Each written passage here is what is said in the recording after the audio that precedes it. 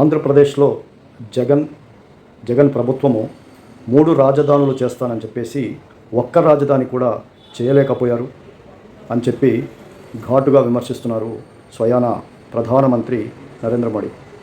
రాష్ట్రంలో ఏపీలోని ఒక బహిరంగ సభలో ఆయన మాట్లాడుతూ 3 రాజధానులన్న జగన్ అసలు ఒక్క రాజధానిని కూడా నిర్మించలేకపోయారు.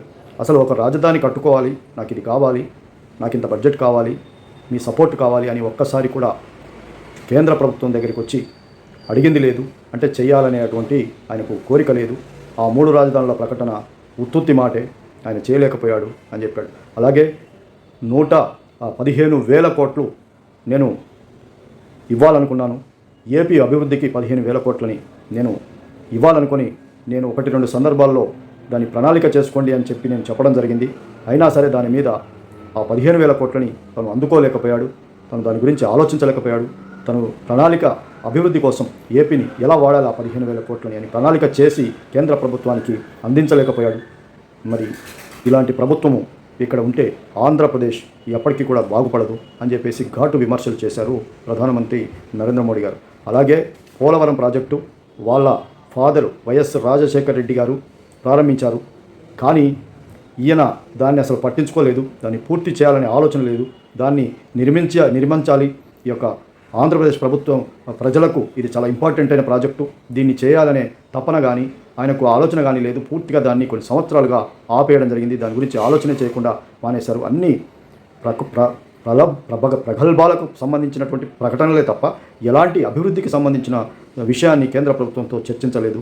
మేము ముందుకు వచ్చి కొన్ని విషయాలు చెప్పినప్పటికీ కూడా తను ఎప్పుడు కూడా స్పందించలేదు. మరి ఇలాంటి ప్రభుత్వం అవసరమా? కాబట్టి ఇప్పుడు ఈ యొక్క జనసేన పవన్ కళ్యాణ్ ప్రజలకు మంచి చేయాలని 24 గంటలు ఆయన తపన పడే వ్యక్తి మీకు దొరికాడు.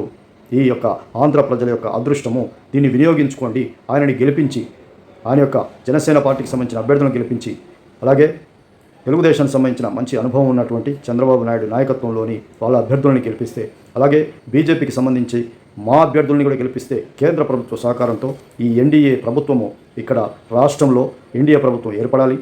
అలాగే కేంద్రంలో ఉన్నటువంటి ఎన్డీఏ ప్రభుత్వము రేపు వస్తుంది. ఈ 2 ప్రభుత్వాలు కలిసి వికసిత భారత్, వికసిత ఆంధ్రప్రదేశ్ అంటే ఆంధ్రప్రదేశ్ని అన్ని రంగాల్లో కూడా అభివృద్ధి పదంలో ఎన్డీఏని తీసుకొస్తే నడిపిస్తాము. అభివృద్ధి పదంలో 5 సంవత్సరాల్లో మేము 50 సంవత్సరాల అభివృద్ధిని చేసి చూపిస్తాము. కాబట్టి నన్ను చూసి ఇటు మంచి ఎక్స్పీరియన్స్ ఉన్న మీ యొక్క రాష్ట్రానికి లభించినటువంటి మంచి నేత చంద్రబాబు నాయుడు మరియు పవన్ కళ్యాణ్ మరి యువత కోసం, మహిళల కోసం ఆంధ్రప్రదేశ్ స్పీడ్గా అభివృద్ధి చెందాలనే తపన ఉన్నటువంటి వ్యక్తి పవన్ కళ్యాణ్.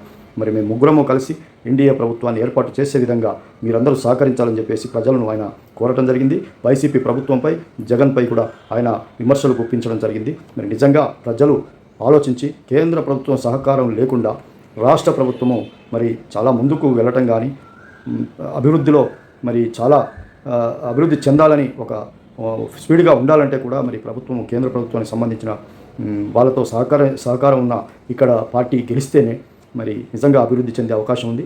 ఆంధ్రప్రదేశ్ ప్రజలు ఏం ఆలోచిస్తారో, ఏ ప్రభుత్వాన్ని తెచ్చుకుంటారో, ఏ పార్టీని తెచ్చుకుంటారో మరి వాళ్ళ భవిష్యత్తు వాళ్ళ చేతిలోనే ఉంది.